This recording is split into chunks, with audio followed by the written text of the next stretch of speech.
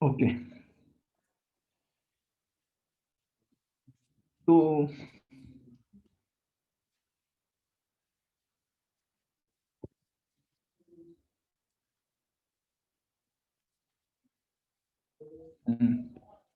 To people जो है, Rohan and Nutan. Okay, इनको भी ले लेते हैं अंदर।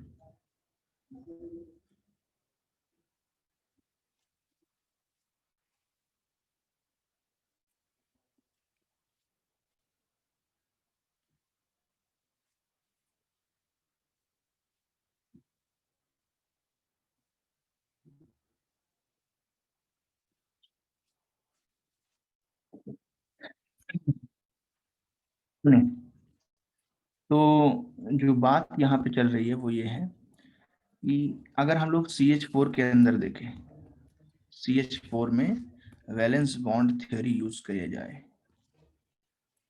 तो देखें CH4 के अंदर लुईस डॉट स्ट्रक्चर्स के अंदर हमने पढ़ा है टोटल जो है मिला के 4 बॉन्ड होते हैं, है ना। अब अगर मैं वैलेंस बॉन्ड थ्योरी इसमें यूज करूँ तो क्या होगा, कार्बन जो है ये एटॉमिक नंबर 6 है, 1s2, 2s2 और 2p2। तो 1s में इसके अंदर 2 इलेक्ट्रॉन्स हैं, 2s में भी इसके अंदर 2 इलेक्ट्रॉन्स हैं, और 2p में जो है वो इसके अंदर, हाँ, यहाँ पे 2 इलेक्ट्रॉन्स हैं। और जो हमारे पास हाइड्रोजन है वो 1s1 है, और ऐसे मिला के हमारे पास 4 हाइड्रोजन एटम्स हैं। तो टोटल यहाँ पे 4 बॉन्ड बने। बस अभी स्टार्ट किया है, बिल्कुल यही स्टार्ट है बस, टुडेज 11th NCERT का यहीं से स्टार्ट है। और बताओ। ओके, तो 2 ही बॉन्ड बना जाएगा क्योंकि हाइड्रोजन तो शेयरिंग ही करेगा, कोऑर्डिनेट बॉन्ड बनने का यहाँ पे कोई चांस नहीं है। ओनली 2 अनपेयर्ड इलेक्ट्रॉन्स हैं, और अगर सिर्फ 2 अनपेयर्ड इलेक्ट्रॉन्स हैं तो हमारे पास जो बॉन्ड बनेंगे बच्चों, वो बताओ कितने बनेंगे, 2 ही बन पाएंगे। बट जबकि CH4 में 4 बॉन्ड है, ऐसा क्यों है? क्योंकि यहाँ पे जो कार्बन है वो एक्साइटेड स्टेट में चला जाता है। एक्साइटेड स्टेट, यहाँ पे जो कार्बन है ये ग्राउंड स्टेट में है। कार्बन जब एक्साइट होगा तो इसमें हम स्टार लगा देते हैं, नंबर ऑफ इलेक्ट्रॉन्स ही होंगे, बट ये एक इलेक्ट्रॉन 2s से 2p में ट्रांसफर होगा, तो 2s1 और 2p3 होगा। 1s इनर शेल है कंप्लीटली फिल्ड, सेकेंड शेल में 2s में अब एक ही इलेक्ट्रॉन होगा और 2p में होंगे 3।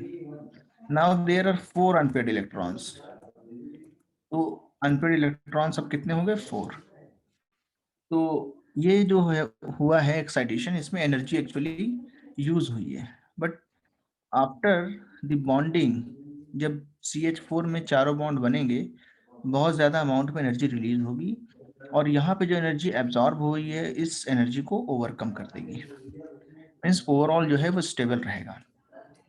तो 4 हाइड्रोजन जो होते हैं वो यहाँ पे हम दिखाएंगे, 1s हाइड्रोजन एटम्स जो है वो यहाँ पे दिखा रहे हैं, 1s1 इसमें अपोजिट स्पिन के साथ, फिर एक दूसरा हाइड्रोजन। ऐसे कितने हाइड्रोजन है बताओ, 1s1 1s4 है ना, ये भी हाइड्रोजन है, ये हाइड्रोजन एटम्स है। तो सर जो भी 2 एलिमेंट दिए दोनों के सर इक्वल अनपेयर्ड इलेक्ट्रॉन्स होने चाहिए ना?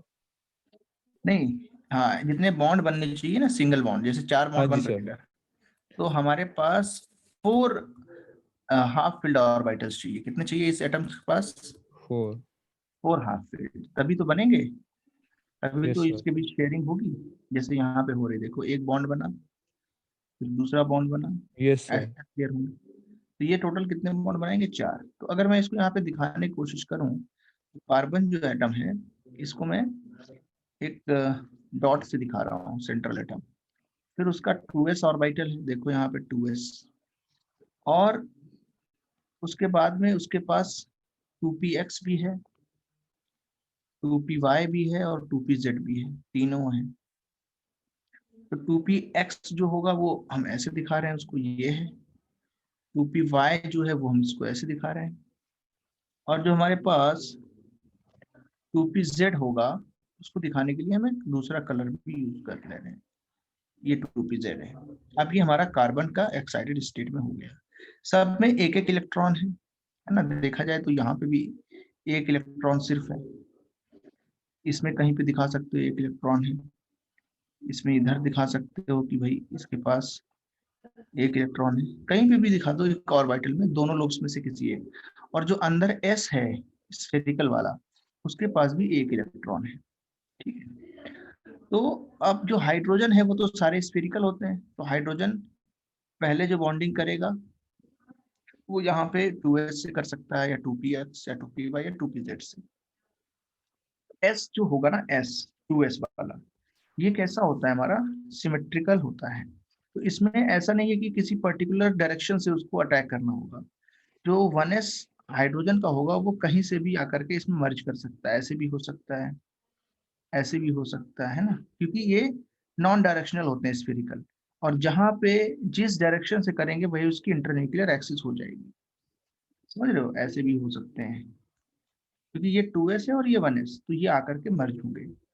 तो यहाँ पे 1s, ये मान लो इधर आया, एक ही में सब बन रहा है बट तुम्हें ध्यान रखना पड़ेगा, ये 1s होगा, सिग्मा बॉन्ड बनेंगे। यस, ऐसे मान लो यहाँ पे एक दूसरा आएगा, ये ऐसे यहाँ पे एक तीसरा आएगा अपोजिट स्पिन के साथ, और यहाँ पे एक और आएगा। तो ऐसे करके टोटल कितने बॉन्ड बनेंगे बताओ, कार्बन के कितने बॉन्ड बनाए हमने, बोलो।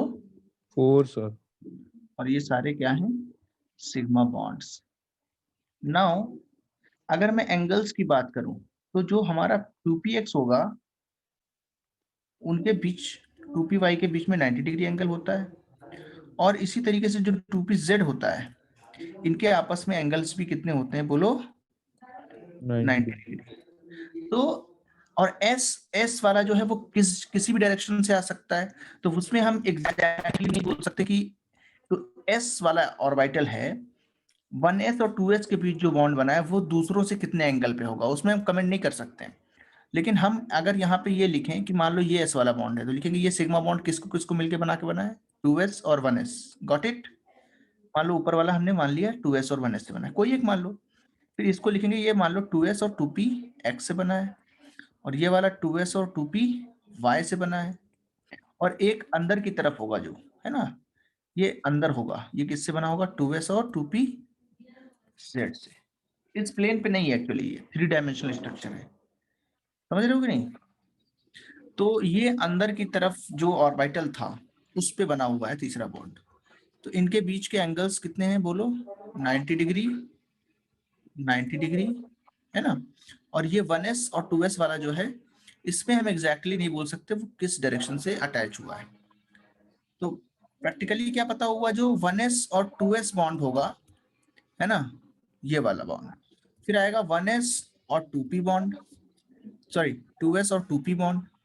ये दो टाइप के बॉन्ड हैं, ये फर्स्ट टाइप है और ये है हमारे पास सेकेंड टाइप का बॉन्ड है। ओके। तो यहाँ पे जो बॉन्ड लेंथ होनी चाहिए वो क्या होनी चाहिए, 3 बॉन्ड की एक जैसी होनी चाहिए, और इस वाले बॉन्ड की बॉन्ड लेंथ डिफरेंट होनी चाहिए। सर ये क्यों? क्योंकि देखो, ये जो बॉन्ड है ये 2s के बीच में बना है और 1s के बीच में बना है। इसकी बॉन्ड लेंथ जो हमने मानी है वो कितनी मानी, b। और जो 2p ये वाला बॉन्ड बना है, इसकी जो बॉन्ड लेंथ होनी चाहिए वो ज्यादा होनी चाहिए, ये मान लो a है। समझ रहे हो कि नहीं, क्योंकि अलग अलग ऑर्बिटल इन्वॉल्व है ना, समझ रहे हो कि नहीं। Yes sir. ऑर्बिटल्स डिफरेंट है कि नहीं है, तो बॉन्ड लेंथ भी तो अलग होगी। समझ रहे हो कि नहीं, बताओ पहले। यस भाई p sir. Orbital dumbbell shape का होता है, और जो हमारे पास 1s ऑर्बिटल होता है स्फेरिकल होता है। अब न्यूक्लियस से बीच की जो डिस्टेंस है वो डिपेंड करेगी ना बॉन्ड किस ऑर्बिटल से बन रहा है, ये यस सर। डिस्टेंस कुछ अलग होगी, है ना, ऐसे करके। तो यहाँ पे इसको हमने बी लिया है, ए लिया है सॉरी, और उस वाले को लिया बी। अब देखो, और एंगल क्या आने चाहिए बताओ, एंगल्स क्या आने चाहिए बोलो? 90 डिग्री। कौन से वाले? ये तीनों के है ना? Yes sir. ये 90 डिग्री एंगल आने चाहिए। सो बॉन्ड लेंथ भी डिफरेंट है और एंगल जो 90 डिग्री है, तीसरे का नहीं पता। लेकिन but when experimentally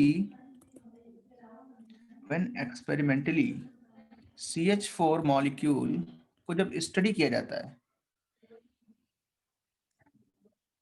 is studied, तो हमें क्या मिला कि जो कार्बन है उनके चारों बॉन्ड्स हाइड्रोजन के साथ इक्वल लेंथ के आए। कुछ मान लो उसको C। सबकी लेंथ कैसी आई practically? All 4 bond lengths are same. Practically ऐसा होता है जब मेजर करते हैं हम लोग एक्सरे डिफ्रैक्शन से। पर्टिकुलर जो टेक्निक्स हैं ट्रेसिंग की, उनसे अगर हम देखते हैं तो सबके बॉन्ड आते हैं सेम। एंड ऑल्सो जो बॉन्ड एनर्जी है वो भी same I. Also all 4 CH bond have same bond energy, ऐसा भी आया। And the angle between the bonds is 109.5 degree. अगर ये एंगल जो है वो 109.5 डिग्री आ रहा है, इसका मतलब क्या है कि वो जो हमारा ऊपर वाला लॉजिक है इसके अकॉर्डिंग मैच नहीं हो रहा है। इसमें एंगल कितना होना चाहिए तीनों के बीच में? मतलब दो 90। एंगल्स ये 90, बट प्रैक्टिकली कितना आ रहा है? 109.5 डिग्री। और इसका जो शेप आ रहा है वो कैसा आ रहा है यहाँ पे? टेट्राहीड्रल कैसा आ रहा है? बोलो। सर ये बिल्कुल। 3D में है ना? इसमें ये 3D में है ना पूरा मॉलिक्यूल? हाँ, तो ये सर थ्री तो एंगल हम प्लेन में थोड़ी ले सकते हैं, एंगल भी तो सॉलिड एंगल होगा। ये वाला एंगल, ये यस सर, मतलब वो किसी ये एक तो प्लेन के अबाउट ही लेंगे ना हम? किसके अबाउट? किसी फिर एक से बोलो। प्लेन के अबाउट लेंगे ना एंगल तो हाँ हम? देखो, मैं नहीं, इसके बीच का ही एंगल है। बट जो तुमने बोली है बात वो सही है कि वो 3 डायमेंशनल। मैं तुमको सिखाता हूँ कैसा है वो। देखो, ये कार्बन एक है। टेट्राहेड्रल कैसा होता है? देखो इस तरीके से होता है। ये एक हमारे पास पॉइंट है, ये एक ऊपर उससे पॉइंट है, इसी प्लेन पे ये चल रहा है। इस प्लेन पे ये है और इस प्लेन पे ये है। और फिर एक जो है ये प्लेन के पीछे है। समझ रहे हो कि नहीं? उसको मैं किसी दूसरे तरीके से दिखाता हूँ। मान लो ऐसा एक वेज से दिखाता हूँ मैं उसको, वो पीछे है। आप समझ में आया? और यस ये सर, इस ये शेप तरीके से, समझी मैं। हाँ इस तरीके से है कि इनके सबके बीच का एंगल, यहाँ ये छोटा वाला एंगल भी कितना है जो यहाँ पे दिख नहीं रहा है? 109.5 डिग्री के आसपास। ये वाला एंगल भी कितना है? 109.5 डिग्री। तो वो ऐसे अरेंज है चारों।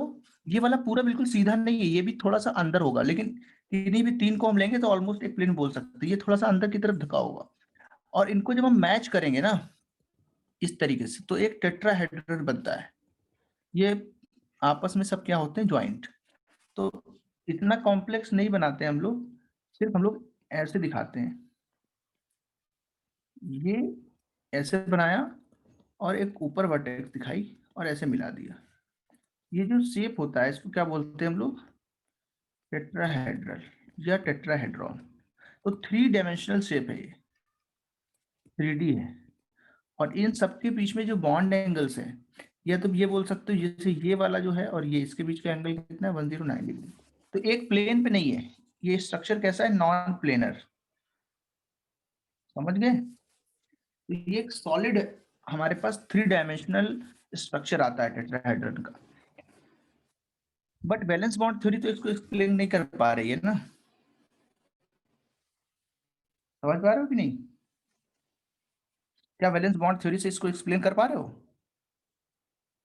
बोलो। ओके, ये क्या हो गया? Hello everyone. अच्छा अच्छा, जो मैंने रिकॉर्ड किया वही चल रहा है। ओके, सो हेलो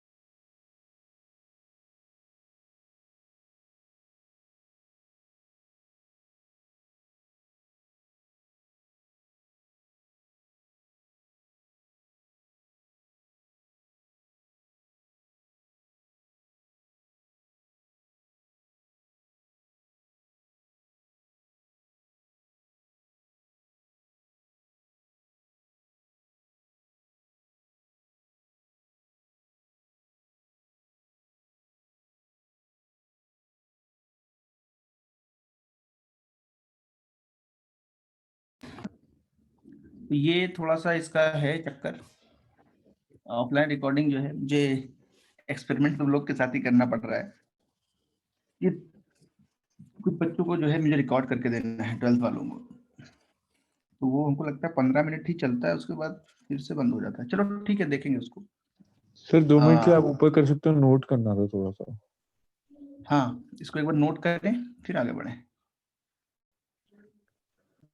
तो क्योंकि मीथेन के मॉलिक्यूल की प्रॉपर्टीज को, physical and chemical properties, bonds वगैरह को एक्सप्लेन नहीं कर पाया कौन, वैलेंस बॉन्ड थ्योरी, इसलिए एक नया कॉन्सेप्ट लाना पड़ा जिसको हम लोग क्या बोलते हैं, हाइब्रिडाइजेशन।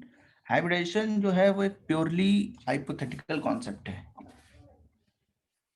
कोई एक्सपेरिमेंटल बेस उसका नहीं है।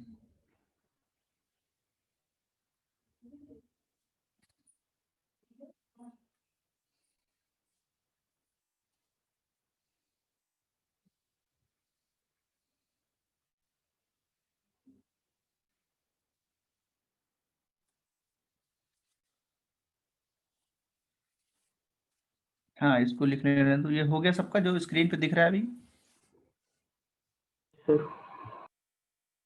यस जो सर। स्क्रीन पे दिख रहा है। सर आज ये क्लास कितने बजे तक चलेगी? 5 o'clock तक ना सर? 1 घंटे की होती है वैसे, ठीक है देखते हैं। आज का मुझे नहीं पता कितने घंटे का क्या है। नहीं सर, 1 hour की होती है। अच्छा, चलो इसको जल्दी जल्दी नोट करें।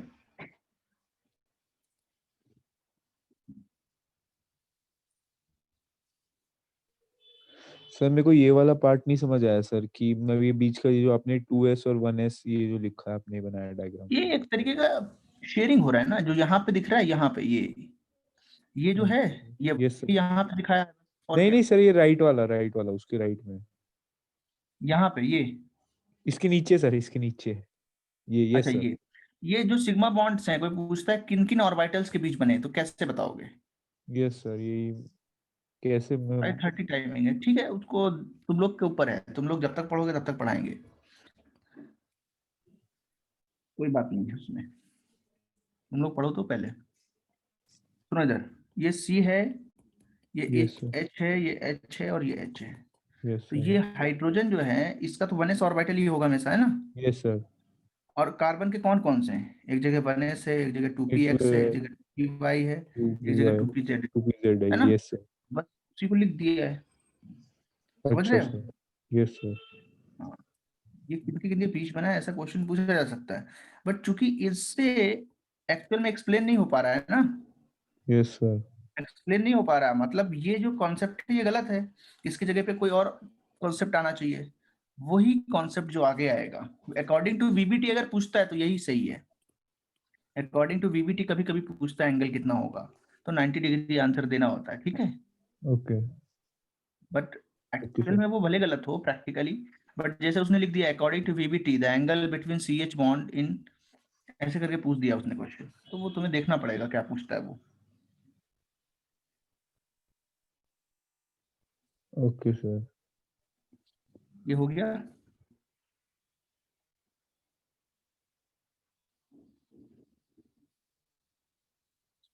जल्दी बताओ, सर बचा है थोड़ा सा इसमें तो आगे बढ़ो। कौन सा वाला? यहीं पे सर बस।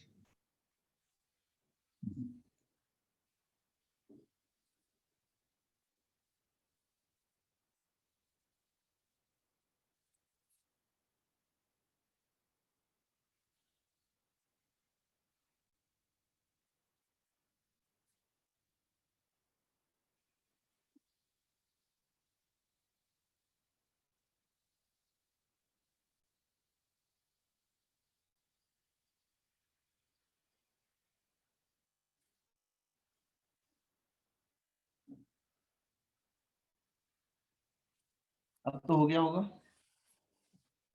नीचे करें थोड़ा। Yes sir. ओके, तो क्या समझ में आया? वैलेंस बॉन्ड थ्योरी किस चीज को एक्सप्लेन नहीं कर पा रही है? शेप को, किसको? शेप शेप को, और सर बॉन्ड एंगल भी तो नहीं कर पा रही है। एंगल भी नहीं कर पा रही है। तो बहुत सारे उसके अंदर फ्लॉज हैं, बहुत सारे उसके अंदर कमियां हैं। Yes because sir. जब बॉन्डिंग जो करने का ऑर्बिटल्स का जो कॉन्सेप्ट है वही जब उसमें गलत हो गया, है ना, यस तो सर। वहां से फिर जो है चीजों को एक्सप्लेन करना टफ हो गया। तो ऐसा नहीं है, कोई देख के कभी नहीं आया कि ऑर्बिटल्स एक्चुअल में हाइब्रिडाइज होते हैं कि नहीं होते, ये किसी को पता नहीं है। तभी इस कॉन्सेप्ट को हम लोग एक मैथमेटिकल हाइपोथेटिकल कॉन्सेप्ट बोलते हैं। जो ऑर्बिटल्स हैं वो इलेक्ट्रॉन्स की प्रोबेबिलिटी डेंसिटी कर्व से बनाए गए हैं। तो यही है कि उसको एक्सप्लेन करने के लिए एक हाइपोथेटिकल कॉन्सेप्ट लाया जाता है जिसका नाम है हाइब्रिडाइजेशन।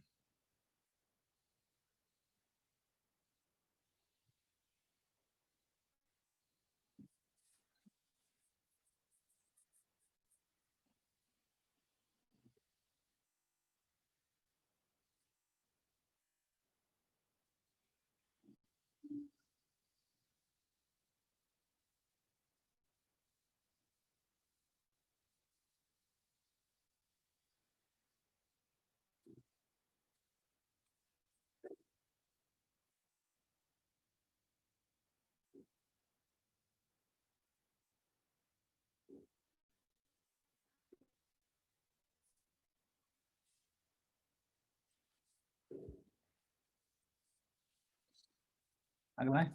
हाँ सर, थोड़ा नीचे।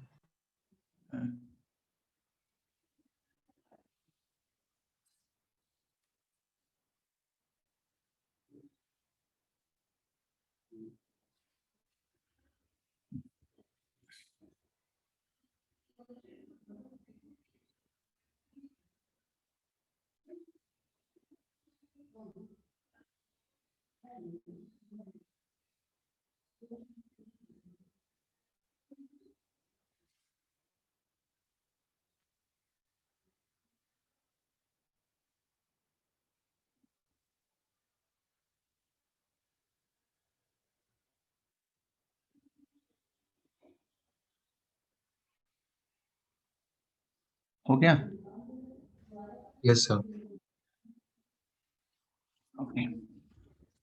तो जैसे मुझे फाइंड करना हो सिग्मा और पाई बॉन्ड तो कैसे करेंगे, फिर पहले आ जाते हैं, फिर हाइब्रिडेशन पढ़ा देते हैं। जैसे मैंने तुमको ये स्ट्रक्चर दिया है,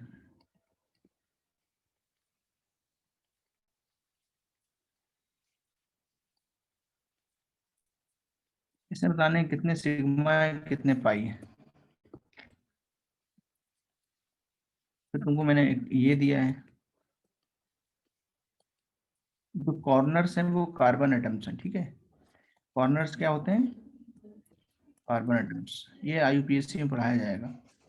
और डबल बॉन्ड तो तुम्हें दिख रहे हैं, सिग्मा और पाई बताने। कार्बन की वैलेंसी हमेशा 4 होनी चाहिए। कितनी होनी चाहिए बोलो, 4। तो इस कॉन्सेप्ट को देख के बताओ कितने सिग्मा कितने पाई होंगे।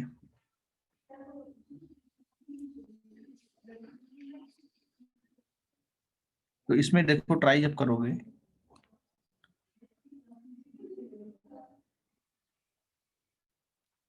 इसमें जब ट्राई कर रहे हो ना, तो यह देखो carbon hydrogen hydrogen, double bond carbon hydrogen, single bond carbon hydrogen hydrogen, यहाँ पे ऐसे तुम्हें देखना है।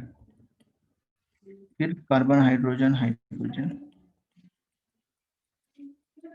आसान है बट एक बार प्रैक्टिस इसकी हो जाए तो कोई गलत बात नहीं है।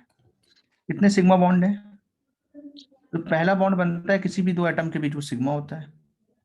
दो बॉन्ड है तो एक सिग्मा एक पाई होगा। कहीं पे भी दो बॉन्ड है तो एक सिग्मा होगा और दूसरा क्या होगा, पाई। सिंगल बॉन्ड है तो वो सब क्या होंगे, सिग्मा। क्या होंगे, सिग्मा। अब गिन के बताओ कितने हुए।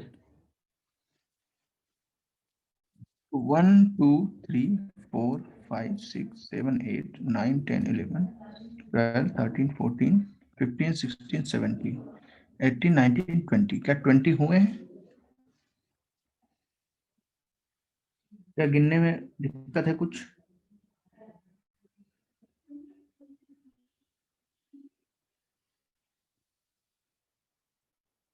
गिन पाओगे? कितने लोग गिन पाएंगे? 20 सिग्मा और पाई कितने हैं? 1। फिर और कहीं पाई है ही नहीं, और कहीं पे है? और कहीं पे नहीं है। 20 सिग्मा और 1 पाई। और जैसे ये बेंजीन होती है ना, तो ये होते हैं कार्बन एटम्स, कॉर्नर्स, सारे कॉर्नर्स पे क्या होते हैं? Carbon atoms. तो ये हमने सब बना दिए। उसके बाद यहाँ पे डबल बॉन्ड है, यहाँ डबल बॉन्ड और यहाँ डबल बॉन्ड है। अब देखो कार्बन की वैलेंसी अभी पूरी नहीं हुई, तो हाइड्रोजन लगाने पड़ेंगे। जहाँ पे कार्बन की वैलेंसी पूरी हो ना पाए और कोई भी एटम नहीं लगा हो, तो मतलब है हाइड्रोजन है वहाँ पे। कन्वेंशनली ऐसे होता है। सेकेंड बॉन्ड पाई क्यों होता है? क्योंकि तुमको मैंने सिखाया ना यहाँ पे, किन्हीं भी दो एटम्स के बीच में सिर्फ क्या बनता है? एक सिग्मा बॉन्ड। दूसरा बॉन्ड कैसा बनता है? हमेशा पाई। क्योंकि अगर दो एटम्स हैं तो इंटरन्यूक्लियर एक्सिस के अलोंग उनकी जो ओवरलैपिंग होगी वो सिर्फ एक ही बॉन्ड बन पाएगा वैसा। फिर यहाँ पे दूसरा बॉन्ड इस ओरिएंटेशन में नहीं होगा, वो या तो पैरेलल होगा ऐसे, या अंदर की तरफ कहीं पे होगा। उनके बीच हमेशा कैसा बॉन्ड बनेगा? Pi bond. या जेड एक्सिस पे मान लो है कोई बॉन्ड, उनके बीच में जो बॉन्ड बनेगा वो हमेशा कैसा बनेगा? बोलो, हमेशा कैसा बनेगा वो? Pi bond. Pi bond sir. तो ये, हाँ, अवेलेबिलिटी नहीं होती है इंटरन्यूक्लियर एक्सिस के अलोंग करने की, तो हमेशा पाई बॉन्ड बनता है। पहला बॉन्ड सिग्मा होगा, दूसरा होगा पाई। सिंगल बॉन्ड सारे होंगे सिग्मा। कई बार ऐसे क्वेश्चंस भी आए हुए हैं एग्जाम्स में। और सर कौन से एग्जाम में? जब भी एनसीईआरटी के तुम एग्जाम कॉलेज में? एग्जाम्स दोगे, तो कौन एनसीईआरटी से एग्जाम की एग्जाम बात कर रहा हूँ में? मैं, बाकी तुम मेंस, जेई मेंस में भी आते हैं, नीट में भी आते हैं, सब में आते हैं। और अच्छा जेई जेई मेंस तक में ऐसे क्वेश्चन पूछते हैं जैसे एक कंपाउंड नहीं दिया होगा, है ना, 4 कंपाउंड दिए होंगे A B C D option में, समझ रहे हो कि नहीं? Yes sir. और क्वेश्चन होगा sigma by pi ratio, yes समझ रहे हो, सर। किसमें 2 है या 3 है। तो वो तुम्हें सॉल्व करना होगा, थोड़ा सा टाइम कंज्यूमिंग होगा, वो एक क्वेश्चन बन जाएगा 4 मार्क्स का। ऐसे सवाल आते हैं, ओके सर। समझ गए? सर एक बार ये सेकंड वाला डायग्राम समझा सकता हूँ मैं? सेकंड वाला सर, जहाँ जहाँ पे वो डॉट स्ट्रक्चर है वहाँ पे एच आएगा कार्बन, ना? हाँ जी। जहाँ कार्बन। पे डॉट है वहाँ पे कार्बन आता है। ये अच्छा। नोमेनक्लेचर भी सीख जाओगे धीरे धीरे ऑर्गेनिक यस सर। केमिस्ट्री में। और वैलेंसी हमेशा कितनी होनी चाहिए? 4। तो यहाँ पे देखो कार्बन की कितनी वैलेंसी हुई? एक बॉन्ड इधर है, 2 यस बॉन्ड सर। इधर लगाए, 3 ही हुई ना। तो चौथा जो यस सर। वैलेंसी है, अगर वो एच। Yes complete sir. नहीं हो रहा है तो हाइड्रोजन से कंप्लीट करेंगे। ठीक यस है, सर। उसके बाद तो फिर कोई दिक्कत नहीं, समझ गए हो? तो सिग्मा बॉन्ड गिनो कितने हुए? 6 वो लगे हाइड्रोजन साइड में, तो 6 सिग्मा वहां से आए। और अंदर कितने बॉन्ड है? 6, तो टोटल 12 सिग्मा हुए। समझ रहे हो कि नहीं? और पाई कितने यस होंगे? सर। 3। तो 12 सिग्मा और 3 पाई। तो बिना काउंट किए जल्दी से भी बता सकते हो, ऐसे एक गिनना नहीं है, क्योंकि यहाँ पे थोड़ा सा सिमेट्रिकल है। 6 कार्बन है और उनसे जो है 6 हाइड्रोजन लगे हैं, तो वो 6 सिग्मा हुए। फिर आपस में जो है कार्बन के बीच भी 6 बॉन्ड बने हैं, क्योंकि 6 मेंबर्ड रिंग है, 6 बॉन्ड है ना, तो 6 सिग्मा ये हुए। Yes alternate sir. पाई है तो 3 पाई हुए। समझ रहे हो? तो ये ऐसे याद करके बताते हैं। तो इनका जैसे सिग्मा बाई पाई रेशियो है, तो कितना आएगा वो? बोलो, 4 आएगा। Yes sir. 4 ऐसे बाई और 1। भी कंपाउंड्स होते हैं, तो उन पे सवाल बनता है फिर। तो आते हैं क्वेश्चन, हर टाइप के एग्जाम में इस पे सवाल बन सकते हैं। तो ये नोट करो जल्दी, फिर आगे बढ़े।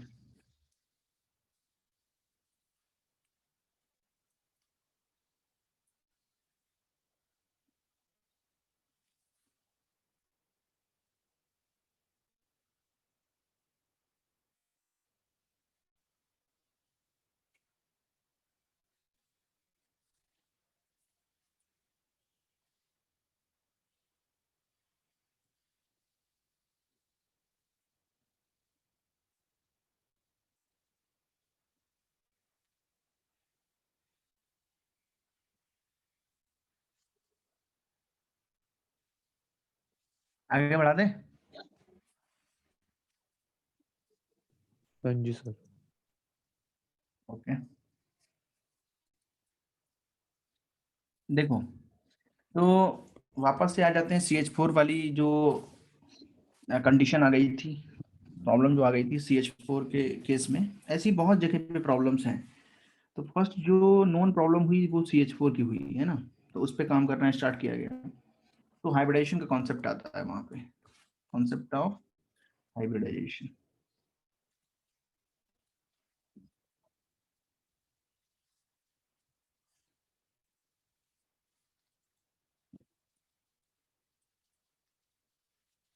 कॉन्सेप्ट ऑफ हाइब्रिडाइजेशन, ठीक है। तो इसमें क्या है, जैसे मैंने CH4 मॉलिक्यूल की बात करी थी, तो उसके अंदर एंगल जो है प्रैक्टिकली जो है वो कितना मिला है, ये मैंने ऐसे करके बनाया, इसका मतलब ये इस प्लेन पे नहीं है। और थोड़ा सा ये दिखाने के लिए कि ये 3 डायमेंशनल है, और एंगल कितना है 109.5 डिग्री। अब तुमको इतनी चीज अगर मैंने बता दी है तो तुम्हें पता चलना चाहिए कि वैलेंस बॉन्ड थ्योरी से ये चीज एक्सप्लेन नहीं हो पाएगी। तो फिर जो है क्या किया जाए जिससे कि ये एक्सप्लेन हो जाए। अच्छा बताओ, क्या हाइड्रोजन का ऑर्बिटल बदल रहा है क्या? नहीं बदल रहा है ना, वो नहीं कैसा है सर। हर जगह पे। इसका मतलब अगर सारे बॉन्ड सेम है तो कार्बन के ऑर्बिटल्स भी क्या होने चाहिए, सेम, है ना। It yes means that all the 4 bonding orbitals of carbon should be similar। होने चाहिए कि नहीं होने चाहिए, अगर ये कॉन्सेप्ट है भाई, अगर तुम्हारा जो कार्बन है उसकी बॉन्ड लेंथ यहाँ पे सेम है, उनके बीच के बॉन्ड एंगल सेम है, उनकी जो बॉन्ड एनर्जी है वो भी सेम है, इसका मतलब यही तो हुआ कि जो कार्बन है उसके जो कंबाइनिंग ऑर्बिटल्स हैं जो यहाँ पे बॉन्डिंग कर रहे हैं वो सारे एक जैसे होने चाहिए, सेम तरीके के होने चाहिए। तो उसके लिए ही यहाँ पे हाइपोथेटिकली कॉन्सेप्ट बनाया गया कि कार्बन के ऑर्बिटल कैसे एक जैसे हो सकते हैं, जबकि जो कॉन्फ़िगरेशन लिखने पे ऑर्बिटल्स आते हैं एक्साइटेड स्टेट में वो ऐसे आते हैं, मतलब एक उसके अंदर। SSP हाँ, क्या बोल रहे हो बताओ। सर, उसमें तो S और P दोनों लेते हैं ना। हाँ, इसी को तो हाइब्रिडाइज करना है ना। हाइब्रिडाइज का मतलब क्या होता है, जैसे तुम्हारे पास एक ये लड्डू टाइप का है, या कुछ ले लो, एक कोई भी एक एग्जांपल दे सकते हो। हम लोग के टाइम पे लड्डू का एग्जांपल देते थे सर लोग। तो मान लो एक बेसन का है और 3 लड्डू हमारे पास किसके हैं, बोलो। किसी भी चीज के मान लो, बूंदी के लड्डू होते हैं, बहुत तरीके के होते हैं, अलग अलग वैरायटी के बनते हैं, और इनसे मुझे मिक्स करके बनाना है, तो सबको मिक्स करेंगे आपस में, फिर नए लड्डू बना देंगे। उतने बड़े बड़े 4 बन जाएंगे कि नहीं बन जाएंगे, बन सकते हैं। और इन सब में इनकी क्वालिटीज होंगी, लेकिन ये सारे आपस में कैसे होंगे, सिमिलर। तो यही है कि हम इनको आपस में मिला के हाइब्रिडाइजेशन करा रहे हैं। हाइब्रिडाइजेशन, हाइब्रिड सब्जियां भी होती हैं, हाइब्रिडाइजेशन बहुत तरीके से कराया जाता है। लिविंग ऑर्गेनिज्म में भी हाइब्रिडाइजेशन होता है, पेड़ों में हाइब्रिडाइजेशन होता है। तो ये हाइब्रिड बनाते हैं हम लोग। तो यही यहाँ पे भी ऐसा हाइब्रिड बनाना है, 2s और 2p का हाइब्रिडेशन बनाना है। अब तुम्हारे मन में सर ख्याल आएगा किसी को किसी से भी हाइब्रिडाइज करा देंगे क्या, नहीं, उनकी एनर्जी ऑलमोस्ट सिमिलर होनी चाहिए तभी हाइब्रिडाइजेशन होता है। और हाइब्रिडाइजेशन सिर्फ बॉन्डिंग की डिमांड पे होता है, eight the time of bonding. Normal state में कार्बन हमेशा ऐसा ही रहेगा, ग्राउंड स्टेट वाला, ऐसा भी नहीं रहेगा, ग्राउंड स्टेट वाला रहेगा फ्री एटम जब होगा।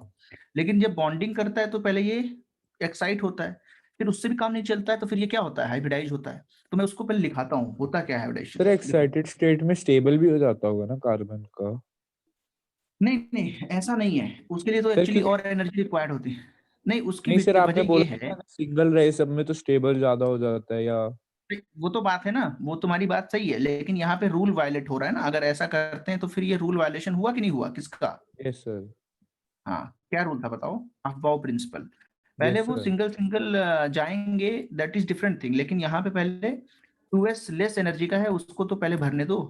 Yes but sir. यहाँ पे तुम अगर पूछ सकते हो कि सर ऐसा क्यों होता है, फिर एक्साइट क्यों करते हैं, क्योंकि जब बॉन्ड बनेगा तो इतनी ज्यादा अमाउंट में एनर्जी रिलीज होगी कि वो पहली वाली एनर्जी को क्या कर देगी, रूल आउट कर देगी। मान लो तुमने पहले यस 10 जूल एनर्जी दी एक्साइट करने में, और यहाँ पे एनर्जी रिलीज हो रही है हमारी for example 500 joule.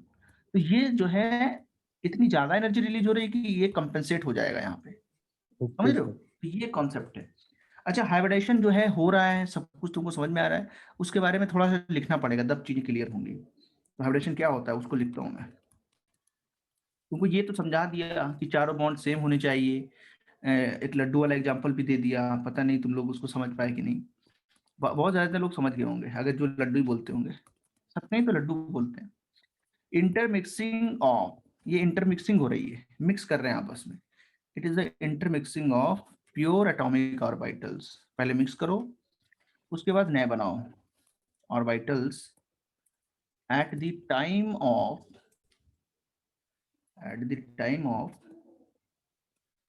bonding to produce new hybrid orbitals।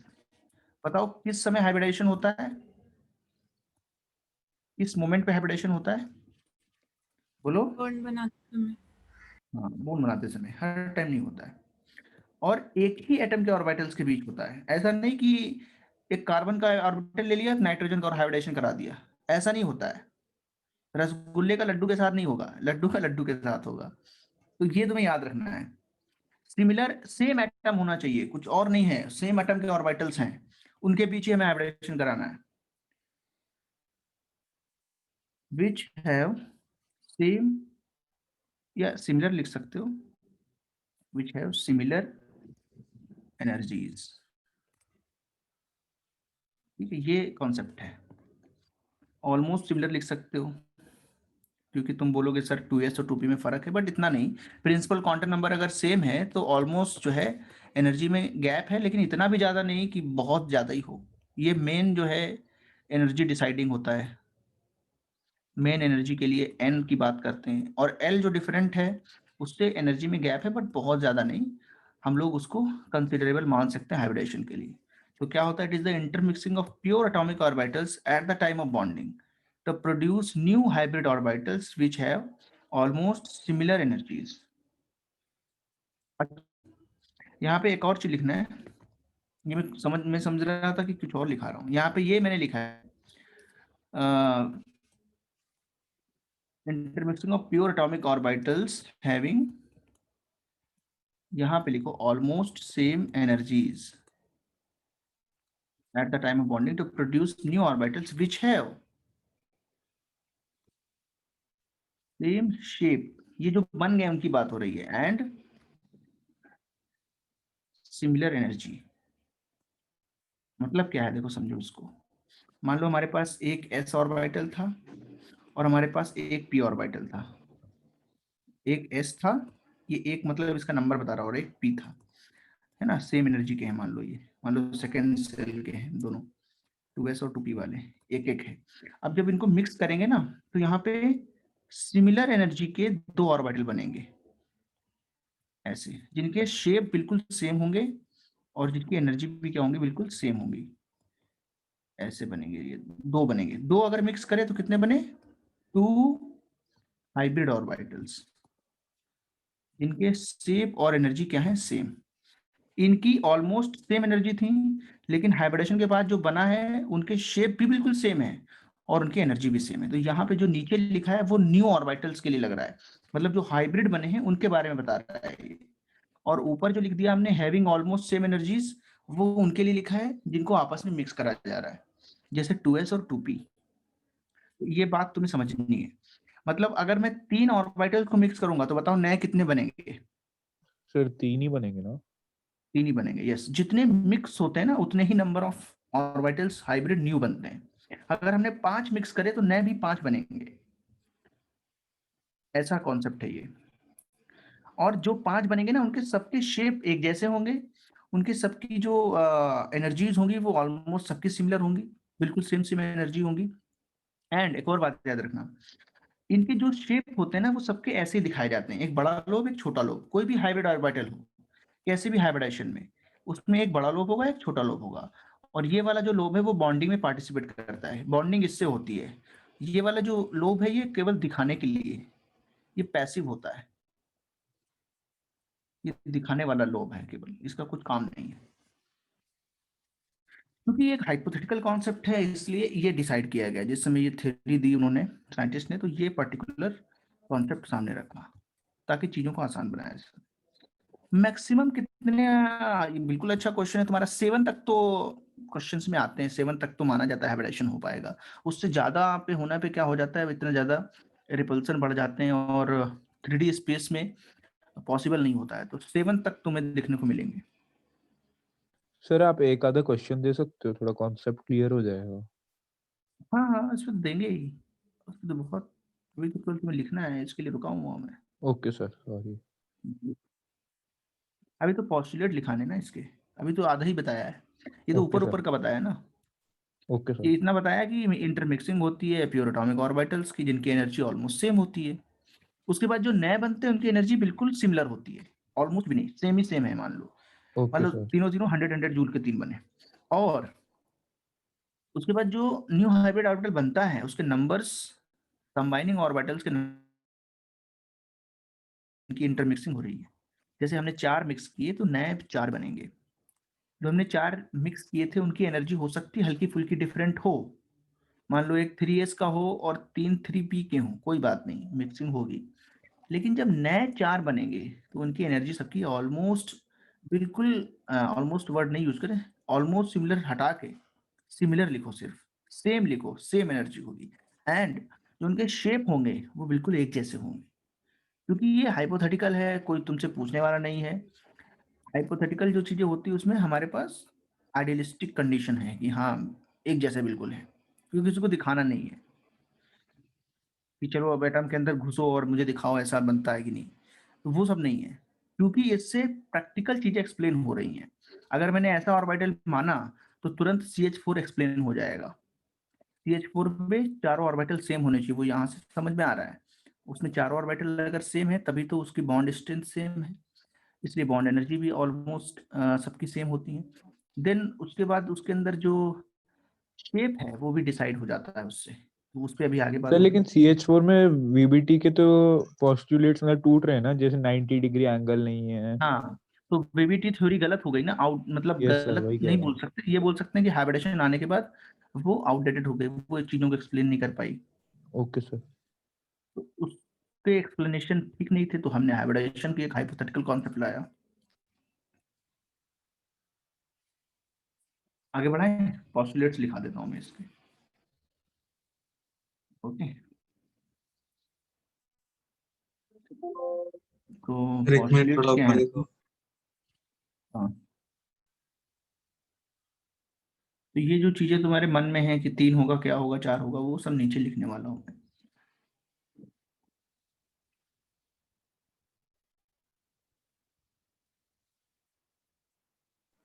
Answer. Hmm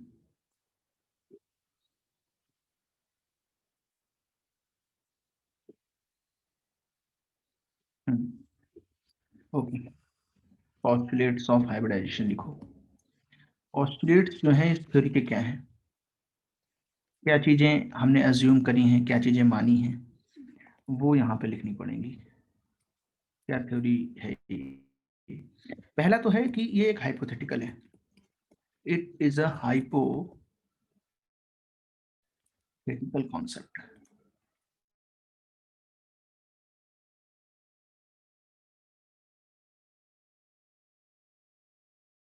correct करने के लिए इसलिए हमने इसको लाया, लिखेंगे only those orbitals can take place, जो ऊपर बात लिखा है उसको एक ये पार्ट लिख सकते हैं, इन हाइब्रिडाइजेशन, हाइब्रिडाइजेशन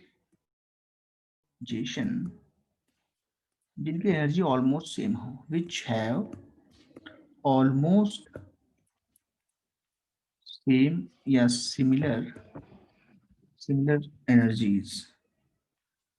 गॉट इट? तो इसमें थोड़ा ये याद रखना है, मीन्स उनका जो प्रिंसिपल क्वांटम नंबर है वो सेम होना चाहिए, प्रिंसिपल क्वांटम नंबर सेम, उससे काफी हद तक एनर्जी मैच कर जाएंगे।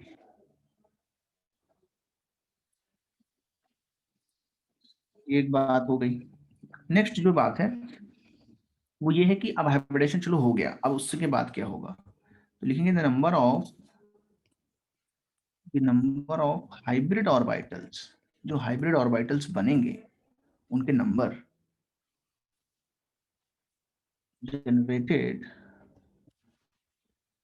will be equal to the number of pure atomic orbitals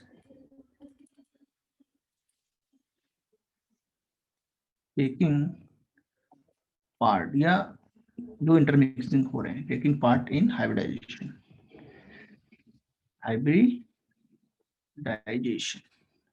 ये क्योंकि कई बार एग्जाम्स में, स्कूल एग्जाम्स में लिखने को पूछ देते हैं, इसलिए मैंने सोचा पॉसिबल लिखा देता हूं तुम्हें।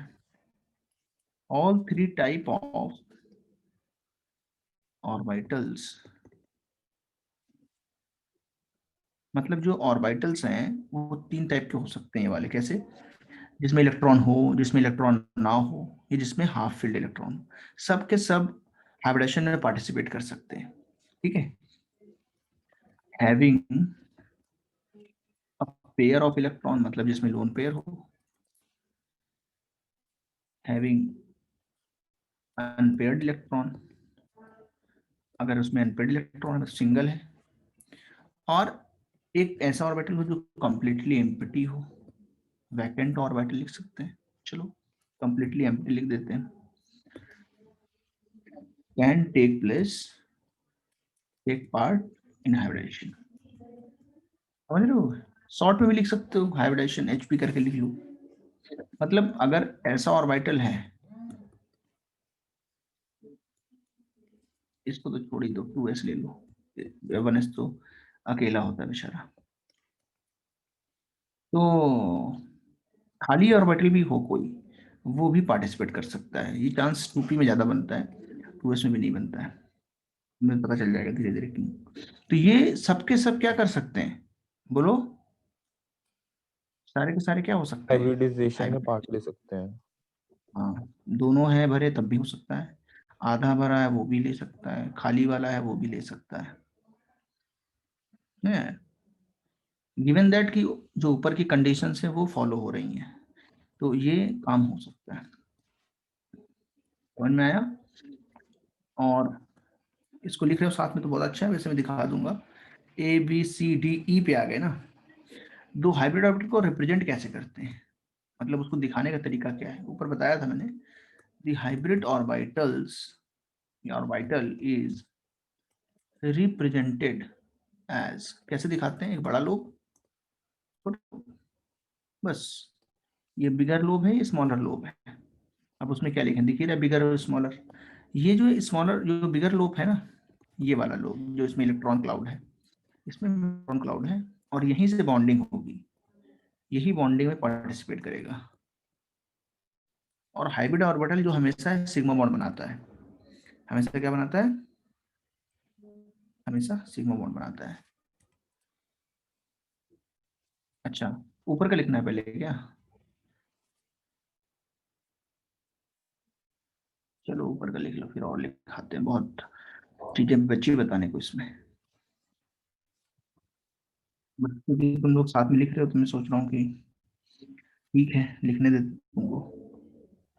सर आपने थर्ड पॉइंट की सेकंड लाइन में लास्ट वर्ड क्या लिखा है?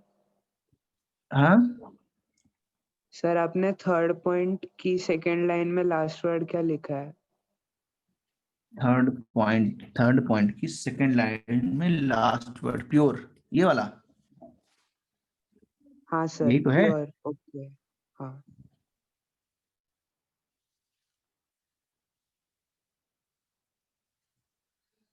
Okay good.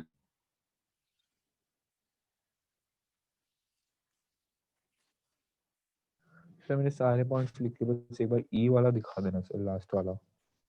ई वाला बचा है तुम्हारा? ओके।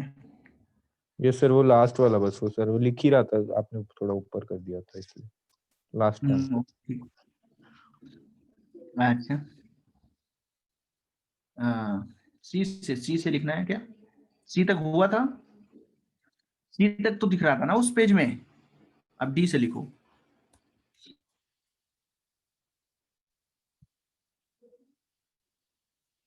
मैक्सिमम कितने ऑर्बिटल्स हाइब्रिडाइज हो जाते हैं वो तो दिखाया, तो तुम बताया 7 है ना, 7 तक sp3d3 तक जाते हैं, sp3d4 वगैरह में चांस नहीं होता है।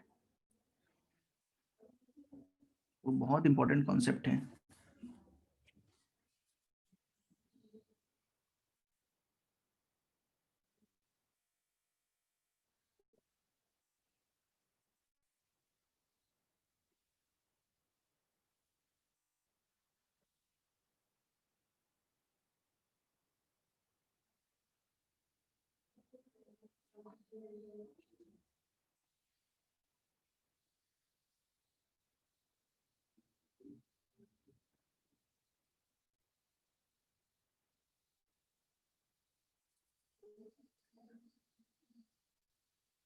Yes, the concept is completely hypothetical.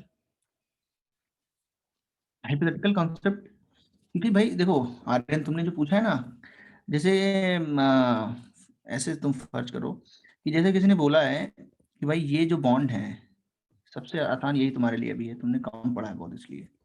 जैसे किसी ने बोला कि ये चारों बॉन्ड जो है सेम है, अब तुम्हारे पास ऑर्बिटल्स तो थे, अब तुमको उसको समझाना था, तुमने यही पाया है ना कि इसके ऑर्बिटल कैसे हम सेम कर दें तो फॉर्म बन जाए, तो मतलब हमारा काम हो जाएगा। तो इसको करने के लिए तुम्हें इन चारों ऑर्बिटल को एक जैसा दिखाना पड़ेगा, इन चारों ऑर्बिटल्स की एनर्जी भी सेम करनी पड़ेगी क्योंकि बॉन्ड एनर्जी उनकी सेम आ रही है। तो तुमने एक कॉन्सेप्ट बनाया, साइंटिस्ट ने कॉन्सेप्ट बनाया हाइपोथेटिकल, मतलब ऐसा नहीं किया कि कहीं से उनको दिखा कि ऐसा होता है, नहीं, इसको नहीं देख सकते, क्योंकि बॉन्डिंग के बाद इलेक्ट्रॉन क्लाउड जो होता है वो इसके बीच में दिखता है ट्रेस होते हुए, उसमें नहीं दिखता कैसा बॉन्ड है वो पहले कैसे था। तो इसलिए तो तुम देख नहीं सकते। और जब फ्री एटम होगा, जब फ्री एटम होगा कार्बन का, तो फिर तो ऐसे ही दिखेगा। तो बात ये eight the time of bonding क्या हुआ है, उस पर्टिकुलर मोमेंट पे कौन जाके देख पाएगा, कोई नहीं। तो हाइपोथेटिकली बोला कि ऐसा हुआ होगा, तो फिर ये इसको प्रूव कर रहा है। ये चीज समझ रहे हो? गुड। तो वो eight the time of bonding एकदम से जो है उसके अंदर बस इंटरमिक्सिंग होती है, बॉन्ड्स बनाने के लिए हाइब्रिडाइजेशन होता है और फिर बॉन्ड बन जाते हैं और उससे एंगल्स हमारे एक्सप्लेन हो जाते हैं। दैट्स वेरी गुड, अपना तो काम हो गया फिर। समझे?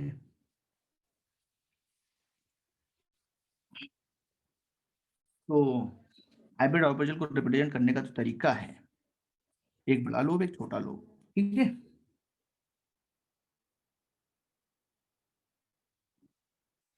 नेक्स्ट लिखेंगे इसी में एक और पॉइंट, जो बॉन्ड फॉर्म होगा, बॉन्ड फॉर्म्ड बाय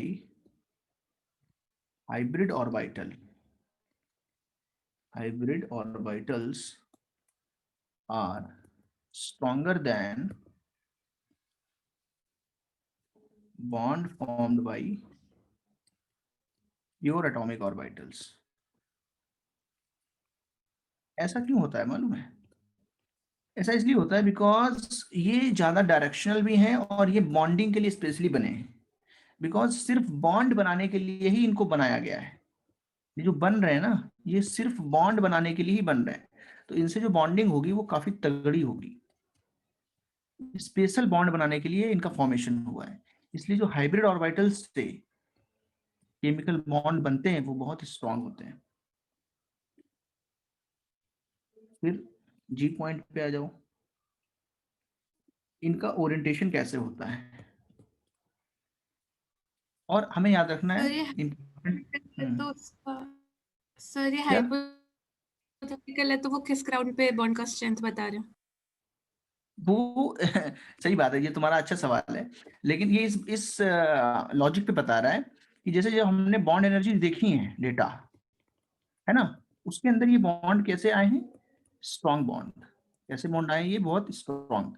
और ये एक चूंकि ये कॉन्सेप्ट ही हाइपोथेटिकल है, तो इसका अपना कुछ पर्टिकुलर बेसिस नहीं है, ये एक्सपेरिमेंटल बेसिस पे बोल रहा है। क्योंकि जो बॉन्ड यहाँ पे बन रहे हैं इसका मतलब उसके अंदर जो ऑर्बिटल्स हैं वो सिमिलर शेप के हैं और जो बॉन्ड स्ट्रेंथ है वो काफी ज्यादा है। इसका मतलब ये निकाला गया कि हाइब्रिड ऑर्बिटल्स से जो बॉन्ड बनते हैं वो स्ट्रांग होते हैं। वो बॉन्ड पहले से स्ट्रांग है, सिर्फ उस बात को यहाँ पे रख दिया है।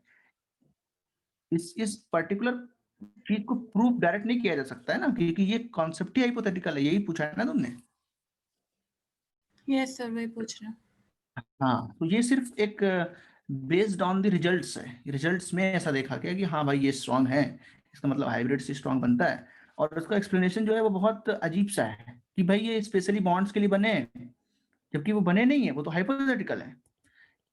लेकिन क्योंकि जब कोई चीज पर्टिकुलर हाइपोथेटिकल और कैसी भी हो, जब हमने सिर्फ उसको बॉन्डिंग के लिए इजाद किया है, उसको बनाया है, भले ही वो हाइपोथेटिकल बनाया हो, तो ये जो बॉन्ड यहाँ पे बन रहा है, अगर हम पर्टिकुलर पुरानी सोच से सोचते ऐसे, तो यहाँ से जो बॉन्ड बनता है, जबकि ये तो होता ही नहीं है, प्रैक्टिकली तो अकर नहीं करता है, तो इससे ये स्ट्रांग होगा। ये कंपैरिजन है ना। जैसे उसने क्वेश्चन दे दिया कि ये बॉन्ड हाइब्रिडाइज ऑर्बिटल का है और ये 2px और s है, और ये sp2 और 1s है, तो कौन सा ज्यादा स्ट्रांग होगा इसमें, ऐसे पूछा, तो तुम बोलोगे ये स्ट्रांग होगा। ये क्वेश्चन ऐसे अगर पूछ दिया जाए, उसके लिए है सवाल ये, क्योंकि ये बहुत ज्यादा डायरेक्शनल बॉन्ड है, और ये जो बॉन्ड है ये एक प्योर 2p ऑर्बिटल है। इसका अपना खुद ऐसा कोई ओरिएंटेशन नहीं है कि सिर्फ बॉन्डिंग है, वो तो उसमें इलेक्ट्रॉन तो उसके है ही, और यहाँ बॉन्डिंग करने के लिए इसने यहाँ पे क्या किया, शेयरिंग इलेक्ट्रॉन्स की। तो इन दोनों में ये वाला बॉन्ड ज्यादा स्ट्रांग होगा। बच्चे प्रैक्टिकली जो होता है, जैसे CH4 में देख लो, एक्चुअल में रियलिटी में तो उसमें यही है। जो VBT वाला है वो कॉन्सेप्ट, उसको केवल हमारा कॉन्सेप्ट जो है उसका एक्सपेरिमेंटल बेस है ही नहीं, क्योंकि एक्सपेरिमेंटली एग्जिस्ट ही नहीं करता है तो यही सही बात। तो ये चीज है, मतलब थ्योरेटिकल लड़ाई हो रही है, थ्योरी में पूछा जा रहा है कि हाइब्रिड ऑर्बिटल से ज्यादा स्ट्रांग बनेगा या वैलेंस बॉन्ड थ्योरी वाले से ज्यादा स्ट्रांग बनेगा। अब बताओ, बोलो किससे बॉन्ड ज्यादा स्ट्रांग बनेगा? हाइब्रिड ऑर्बिटल से। इतना ही कॉन्सेप्ट है इसमें, और कुछ भी नहीं है। ओके, नेक्स्ट लिखो, ओरिएंटेशन ऑफ हाइब्रिड ऑर्बिटल्स कैसे होता है देखो। तो ये बहुत इंपॉर्टेंट है, बहुत आसान भी है, तो मैं सिखा रहा हूँ। Depends upon the type and number of intermixing atomic orbitals. तो नंबर पे ज्यादा ही डिपेंड करता है, क्योंकि मिक्सिंग के बाद सब एक जैसे ही हो जाते हैं। जैसे मैंने तुमसे पूछा कि मिनिमम कितने ऑर्बिटल मिक्स हो सकते हैं, बताओ जल्दी से। मिनिमम कितने ऑर्बिटल्स मिक्स करने पड़ेंगे? 2 ना सर। 2 मिक्स करने पड़ेंगे, सिंपल है। तो यस सर।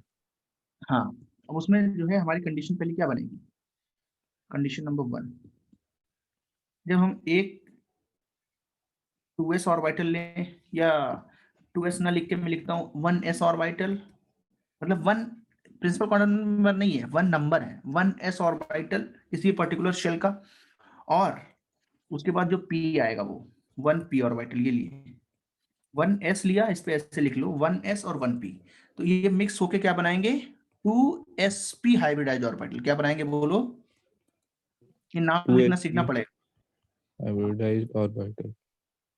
हाँ, s और p एक एक है ना, तो sp नाम आता है। 2 बनेंगे, कितने बनेंगे, 2। तो अब देखना तुम ध्यान से कैसे होंगे वो, एक ऐसा होगा और दूसरा भी ऐसा होगा, ठीक है। बतरते कि s ऐसा था और p ऐसा था, उससे कोई मतलब नहीं है, ये आपस में मिक्स हुए तो ये बना। इनकी एनर्जी ऑलमोस्ट क्या होंगी, आपस में सेम ही होंगी। अब मेरी बात ध्यान से सुनना, इनका ओरिएंटेशन मुझे देखना है, या और भी ओरिएंटेशन हमको आगे देखने हैं, ठीक है। तो वो कैसे होंगे उनको मैं एक बार में बता देता हूँ। 2 से शुरू करूंगा और आगे तक ले जाऊंगा, फिर वापस से मिक्सिंग।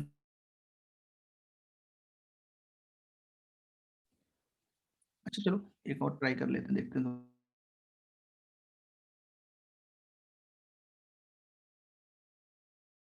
एस ऑर्बिटल मिक्स और 2 पी है, कितने बनेंगे बताओ? सर आपकी वॉइस चली गई थी। हेलो सर, हम्म, आपकी वॉइस चली गई थी सर।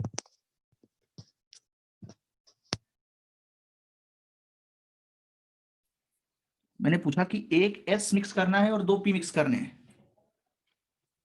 बोलो। तो सर 3sp हाइब्रिडाइज ऑर्बिटल्स होगा क्या, या गलत होगा? ये सर आपकी वॉइस नहीं आ रही है। 3sp2 hybridise orbital.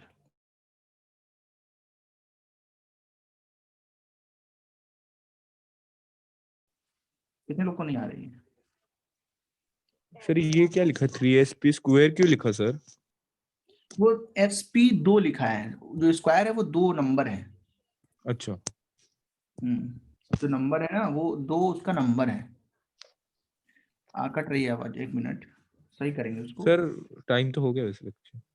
अच्छा टाइम हो गया तो समझ लो इसको, फिर छोड़ देते हैं। नहीं नहीं सर, मैं आपको वही पूछ रहा हूँ सर, मेरे को ये सेकंड वाला नहीं समझ आया, ये 3sp2 कैसे लिखा, मतलब क्योंकि 2 थे सर, अगर हाँ, उसकी जगह 3p होता तो sp तो रेस्ट p हो जाता है ना? 3, यस यस, कोई बात नहीं, समझ जाओगे। अच्छा बताओ, Yes, एक S मिला और 3, एक S और 2 P मिले तो क्या बने, 3sp2। उनके भी शेप कैसे होंगे बोलो, एक ही जैसे सबके होते हैं ऐसे ही, ठीक है, सबका ऐसे ही शेप होगा।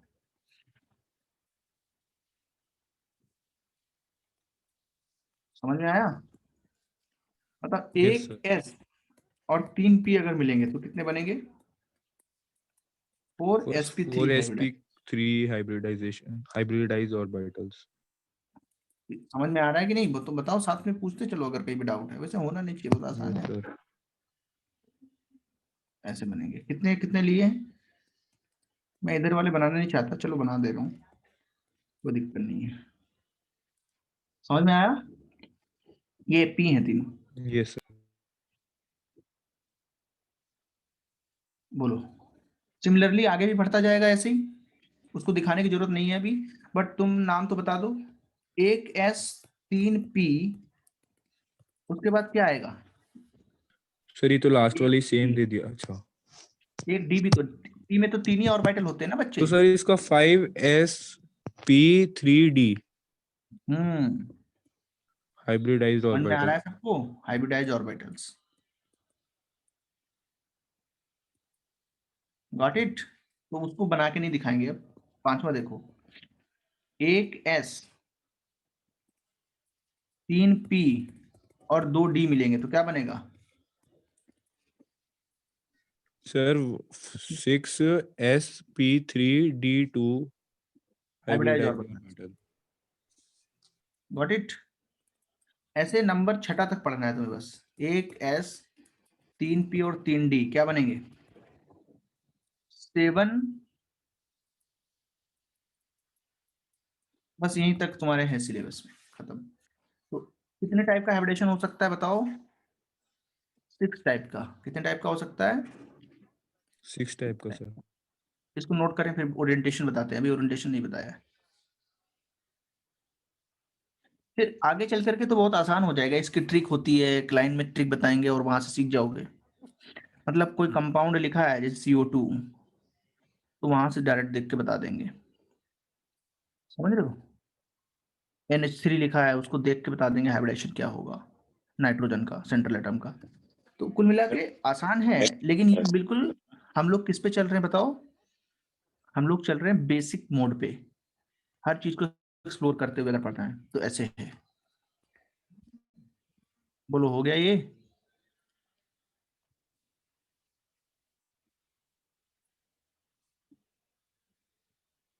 नोट हो गया? सर थोड़ा नीचे स्क्रॉल अरे करेंगे बोल, please? हाँ ओके, यहीं पे। हाँ जी सर।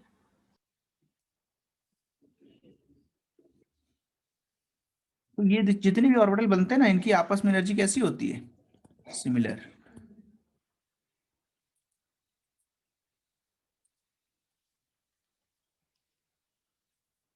तो बस तुम्हें लड्डू बनाते जाने हैं मिक्स कर करके, और उनका यूज होगा फिर बॉन्डिंग में। Okay sir.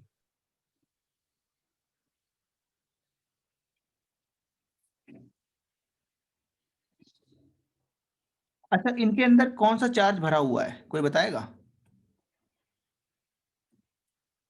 बोलो। कैसे चार्ज भरा हुआ है इसमें? इलेक्ट्रॉन भरा हुआ है इसमें। क्या भरा हुआ है इसमें? क्या भरे हुए हैं?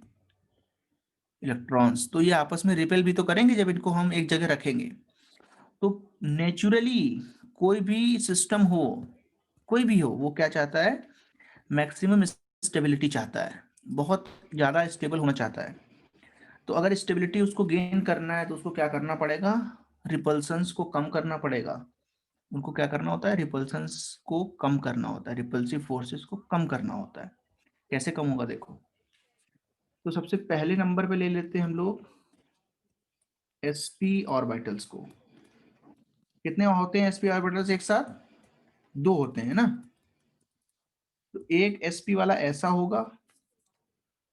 sp हमेशा एक साथ कितने होंगे बताओ? एक होगा कि 2 होगा? 2 सर होंगे 2। ना किसी भी एटम में। हाँ, तो एक ऐसे रहता है और एक ऐसे रहता है। ऐसे कैसे समझ सकते हो? इनके बीच का एंगल कितना रहेगा बोलो? 90 इसको भी 90 और समझाता हूँ। 180 हो जाएगा। हाँ, थ्रेड वाला तरीका से सुनाते हैं। कॉन्सेप्ट या ट्रिक लिख लो। Thread, negative thread, negatively charged. इस कॉन्सेप्ट से समझो इसको। मान लो अगर हमारे पास 2 धागे हैं जिन पे नेगेटिव चार्ज है, तो बताओ ये मैक्सिमम स्टेबिलिटी के लिए कैसे अरेंज होंगे? 2 थ्रेड, 2 थ्रेड, बोलो। एक दूसरे को रिपेल करेंगे, 180 पे चले जाएंगे। ऐसे हो जाएंगे 180 डिग्री। ऐसे ही ऑर्बिटल्स भी होते हैं। 2 ऑर्बिटल लेते हैं तो 180 पे अरेंज होते हैं।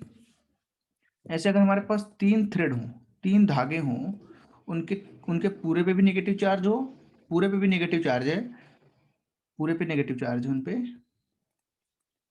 तो बताओ कितने एंगल पे अरेंज होंगे वो? 120 डिग्री। Very good. ऐसा 120 डिग्री पे अरेंज होंगे। ठीक है। अगर हमारे पास 4 थ्रेड है तो बताओ, थ्रेड्स 60। 4 होंगे तो अब इनके पास याद रखना स्पेस कैसा है? 3D स्पेस है इनके पास। सबके पास कैसा स्पेस था? 3D। ऐसा नहीं है कि किसी के पास 2D स्पेस है, सबके पास पूरी छूट है। ये मतलब एक आम जिंदगी में है, हम लोग जैसे 3 डायमेंशनल। अगर रियल लाइफ में कैसे ये अरेंज होंगे? 90 नहीं, क्योंकि 90 2D होता है। चलो 90 तुम्हारा मान लिया मैंने। 60 होगा ना इनके सर? साथ नाइंसाफी नहीं करो। तुम लोग ने इनके साथ नाइंसाफी करी। क्यों? तुमने इनको सिर्फ 2D दिया है, जबकि ये रियल वर्ल्ड में है। ये तो बोलेंगे भाई साहब हम तो रियल वर्ल्ड में, क्यों हमसे थर्ड डायमेंशन क्यों छीन रहे हो, जेड एक्सिस। तो ये बोलेंगे हमसे जेड एक्सिस नहीं छोड़ो। यस आर्यन, टेट्राहेड्रन होंगे। Very good Aryan. आर्यन ने समझ लिया, ये टेट्राहेड्रन पे अरेंज होंगे, क्योंकि ये बोलेंगे भाई हमारे पास 3 डायमेंशनल स्पेस है और 3D में जब 4 चीजें अरेंज होती हैं तो वो कैसे अरेंज होती हैं बोलो? कैसे अरेंज टेट्राहेड्रल। होती हैं बच्चों? टेट्राहेड्रल में।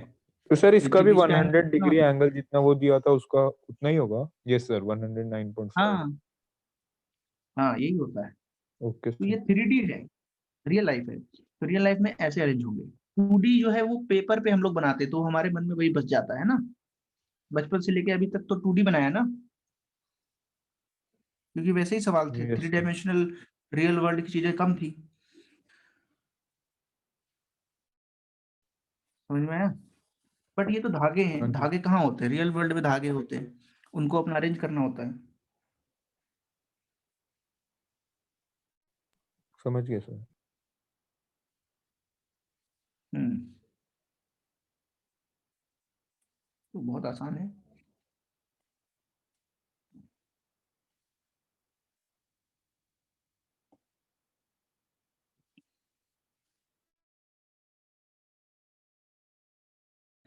उसके बाद बताओ 5 थ्रेड कैसे अरेंज होंगे बताओ? 5 धागे हैं हमारे पास, बोलो। 3D 3D। अच्छा चलो ठीक है, छोड़ देते हैं। ओके ओके, हाँ टाइम तो है, चलो ठीक है। इस 5 थ्रेड तो देख लो कम से कम। यस सर, ये तो बता दो सर। 5 थ्रेड कैसे अरेंज होंगे बताओ? ये सर ये इसमें गलत दो है। पीछे 3D में जैसे 4 थ्रेड्स का, तो इसमें 2 पीछे होंगे ना? हाँ, इसमें क्या होगा, इसमें क्या होगा, पहले 2D में अरेंज हो जाएंगे 3 लोग बोलेंगे भाई हम लोग पहले अपनी जगह पक्की करते हैं, तुम लोग को बाद में देख लेंगे। तो ये बोलेंगे हम लोग 120 पे हो जाते हैं, समझ रहे हो कि नहीं? ऐसे फिर बोलेंगे बाकी लोग का क्या हो, तो बोलेंगे उस प्लेन के ऊपर चले जाएं, है ना, परपेंडिकुलर टू दिस प्लेन, अंदर और बाहर।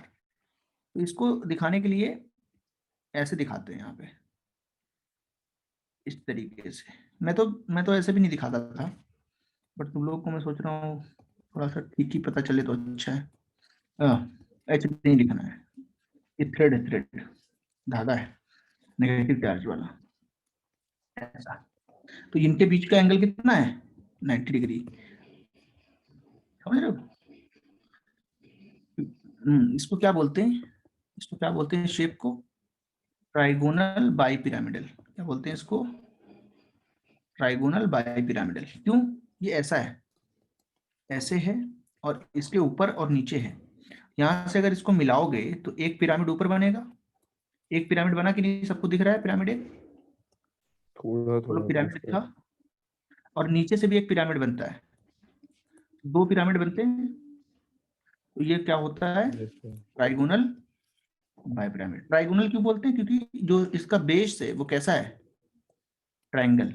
अब तुम ऊपर खड़े हो गए, है ना, ऊपर से, और यहाँ से ऊपर कैसे लिया जाए इसमें दिखाना मुश्किल है, बट मान लो ये है पॉइंट, और यहाँ से इसको मिला रहे हो, ये पिरामिड बन रहा है एक। ये समझ लो तुम, ये कैसा होता है? एक पिरामिडल स्ट्रक्चर होता है।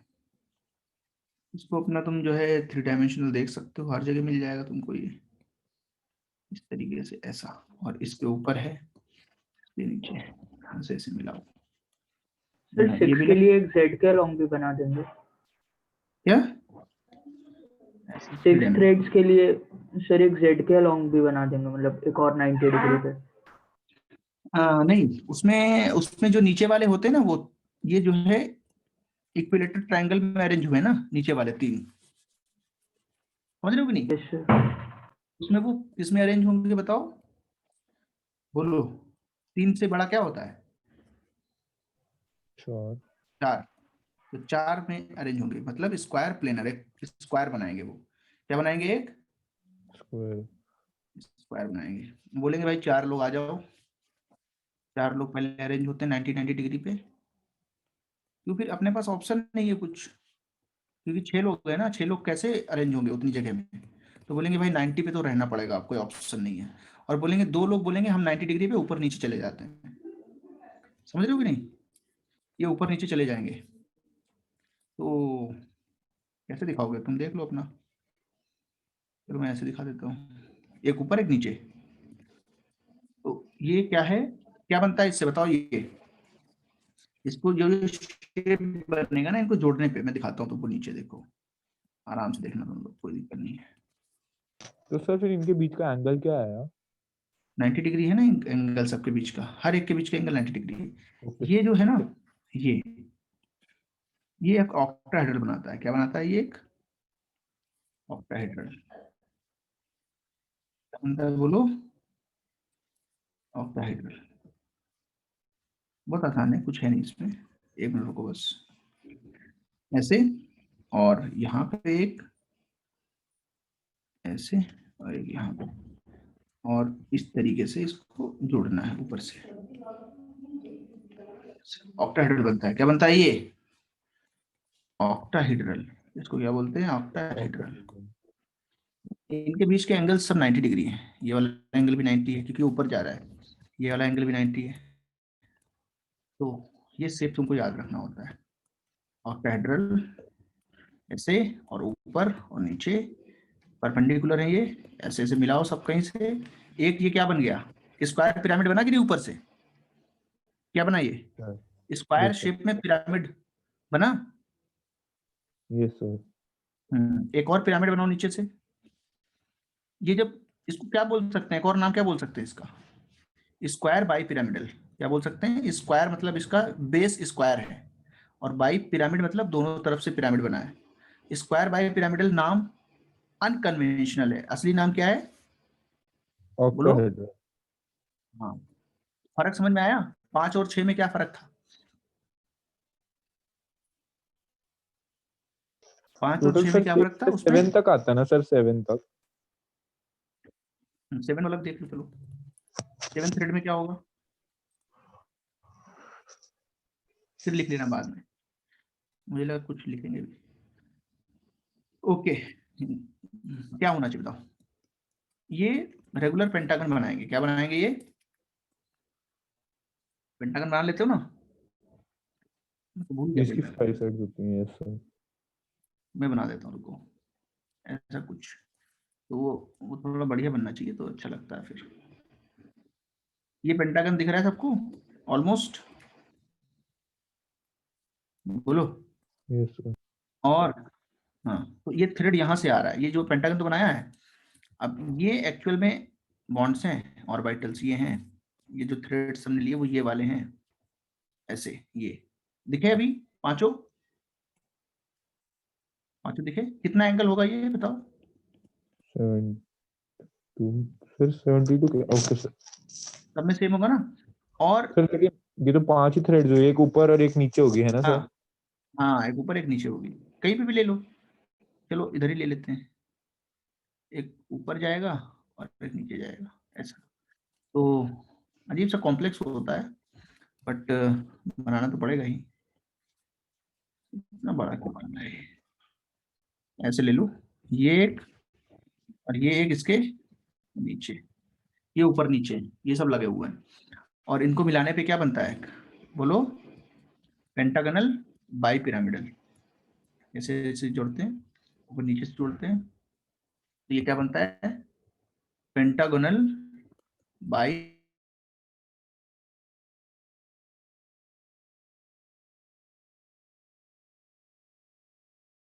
पिरामिड, पेंटागनल बाय पिरामिड ना सर? पिरामिडल। या सिर्फ इसका नाम है पेंटागोनल बाई पिरामिड। पेंटागन है ना, रेगुलर पेंटागन रेगुलर होता है, सही ड्राइंग सबके आती है। साइड सेम होते। बोलो, कहीं पे कोई डाउट है, कहीं नोट करना है तो बताना है तुम्हें। सर इस सबकी ड्राइंग आती है? ड्राइंग हाँ, बस सीखना पड़ेगा, हल्का हल्का सीखो, नेट पे देखो, अच्छे अच्छे फोटो मिलेंगे, बुक्स में देखो, बुक्स में, नेट पे क्यों देखोगे? बुक्स तो है ना तुम्हारे पास, लेकिन नेट पे सर बहुत एनसीईआरटी में पूछते हैं क्या सर? कॉम्प्लेक्स मिलेंगे। हाँ पूछते हैं, क्यों नहीं पूछेंगे। ऐसे नहीं पूछते, वो शेप पूछते हैं, तो शेप बना के दिखाना पड़ता है, समझ रहे हो? तो यस सर। क्वेश्चन देंगे वो, आगे आएगा। ये तो हिंट दिया है मैंने। कहाँ पे डाउट है बताओ? कोई डाउट इसमें कहीं पे? और केपीवाई क्लास तुम्हारी है तो शायद तो पुष्पक सर लेंगे, क्योंकि मेरी अभी क्लास है ना। तो सर उसमें नेक्स्ट वीक सर एनसीईआरटी की एक भी क्लास नहीं है क्या सर? नहीं होगी, पता नहीं मुझे। सर क्योंकि क्यों जो है? शेड्यूल है, ट्यूसडे को नॉर्मल क्लासेस हैं और फ्राइडे को तो हॉलीडे है, इसलिए पूछ रहा था। उसका एनसीईआरटी का अलग से नहीं आया क्या? No sir. Okay. तो देखो यहाँ पे तुमने पढ़ा है, ये हमने कोर पढ़ा है, तो केपीवाई की क्लास कर लो आज, पुष्पक सर लेंगे, है ना, अभी होने वाली है, उसमें चले जाओ। वो भी शायद हाइब्रिडेशन ही पढ़ाएंगे मेरे हिसाब से, क्योंकि मैंने वहीं पे छोड़ा है ना। केपीवाई में कहाँ तक हुआ था? वीबीटी, आईपीएससी तो बहुत सारे बच्चों ने पढ़ा है। एक्चुअली केवीपीवाई में क्या होता है, आ, वो पूरे फर्स्ट ईयर का कोर्स पूछते हैं उसमें, है ना। और जेई में जो पढ़ाई होती है वो बहुत डीप होती है, तो टाइम ज्यादा लगता है इसमें पढ़ने में। और केवीपीवाई में एनसीईआरटी बेस्ड पूछते हैं, थोड़े ठीक ठाक सवाल पूछते हैं, बट वो उतने टाइम में तो हो नहीं सर पाता है। केवीपीवाई के लिए कहाँ पे वो सर भरना है मतलब? फॉर्म हाँ जी सर। उसका तो अपना खुद का वेबसाइट है ना, केवीपीवाई का कुछ करके है, मतलब आईएससी और जो सर होते इसका हैं टेस्ट कब वो है सर? एग्जाम। हाँ, टेस्ट कब है सर टेस्ट मैंने केवीपीवाई का? बताया था ना, इसका शायद फरवरी में है टेस्ट या जनवरी में है।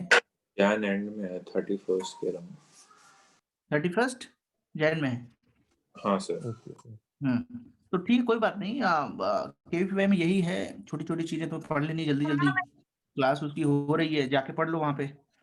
और सर ये ओलंपियाड टेस्ट होता है, क्या होता है सर, मतलब इसका क्या नहीं देखो, बेनिफिट है? सुनो, ये एक्चुअल में जो 11th 12th के बच्चे होते हैं उनके लिए ये IISc बैंगलोर जो है वो एक्चुअल में एग्जाम लेता है। जो लोग एग्जाम रिसर्च के लिए इंटरेस्टेड है। हाँ, उसमें क्या होता है, वहाँ पे BSc होती है, बैचलर ऑफ साइंस, और मास्टर्स होता है, मास्टर ऑफ साइंस। तो वो साइंस के फील्ड में रिसर्च करने के लिए ये एग्जाम होता है। बट एक्चुअली ये एग्जाम अगर पास करते हो और उसके बाद किसी पर्टिकुलर साइंस वाली फील्ड में जाते हो तो तुम्हें वहाँ पे स्कॉलरशिप मिलती है पर मंथ के हिसाब से, काफी दिनों तक मिलती है जब तक तुम PhD वगैरह करोगे। और ये अच्छा माना जाता है, ये अपने आप में एक माइलस्टोन है कि तुमने अपनी पढ़ाई के टाइम पे इसको अचीव किया था। तो ये चीज होती है बस APY में। बाकी JEE के पॉइंट ऑफ व्यू से, इंजीनियरिंग के पॉइंट ऑफ व्यू से इतना इम्पोर्टेंट नहीं है वो। तो साइंस में ओके जाना सर। है, रिसर्च करना है, वो दे सकता है। बाद में प्लेसमेंट के समय कुछ फायदा मिलता है क्या? नहीं, कुछ नहीं। APY का कुछ नहीं। JEE की रैंक का भी कोई फायदा ऐसा नहीं है, क्योंकि तुम अपने जाकर के ST में पढ़ रहे हो तो वहाँ पे और भी चीजें आ जाती हैं, कैसे लोगों से मिलते हो, बात करते हो, सॉफ्ट स्किल्स हैं और कोर नॉलेज है, यही सब चीजें हैं। प्लेसमेंट का तो अलग ही सीन होता है, वो देखना तुम। वहां तक जाते जाते बहुत कुछ चेंज हो जाता है एक्चुअल में। Okay sir. बट हाँ, बहुत अच्छी बात है अगर कोई APY दे रहा है, क्योंकि एक तरीके से वो तुम्हारी नॉलेज पे ही बेस्ड होता है, कुछ अलग तो आता नहीं उसमें। तो देना है तो अच्छी बात है, दे दो उसको। जिसने भरा है फॉर्म वो पढ़ ले, अपने आप से पढ़ लो, जो चैप्टर उठाओ उसको पढ़ लो। और क्लास में तो हो ही रहा है, क्लास में जो है पर्टिकुलर चैप्टर जो है वो पढ़ाए जा रहे हैं। जैसे IUPAC हो ही गया है बहुत जगह, तो सर उसमें आगे का थोड़ा पढ़ा देंगे। उसके बाद ऐसे यही, क्योंकि जो केमिकल बॉन्डिंग है उससे ज्यादा आता है उसमें, इसलिए मैंने उसको पढ़ाया था। जनरल ऑर्गेनिक केमिस्ट्री से भी हल्का फुल्का आता है, तो आपका battery but general organic chemistry बहुत कम पढ़ा है। ये भी यही आईडी है, पता नहीं मुझे। चलो, अगर नोट हो गया है सबका तो फिर पढ़ लो सर अगर KVA हो का सके लेक्चर। तो आप एक बार NCERT का भी सर लेक्चर्स का अगर हो सके तो प्लीज किसी को पूछ के इन्फॉर्म कर सके तो कर दीजिएगा सर। हाँ, मैं पूछता हूँ कि क्या है उसका। बाकी ये हाँ जी नोट सर। हो गया है, थैंक यू सर। और मैं इसको एंड करता हूँ, फिर देखता हूँ मैं। KPI के लिए आ गया है शायद ग्रुप पे, ID नहीं पता मुझे, एक बार देख लो। 20 दिसंबर है शायद, आज पता भी नहीं मुझे। चलो ठीक है, और ये मीटिंग एंड करता हूँ मैं। ओके, चलो बाय एवरीवन। और इसकी शेयरिंग करूंगा मैं, इसके लिए ये क्या है, PDF शेयर करूंगा।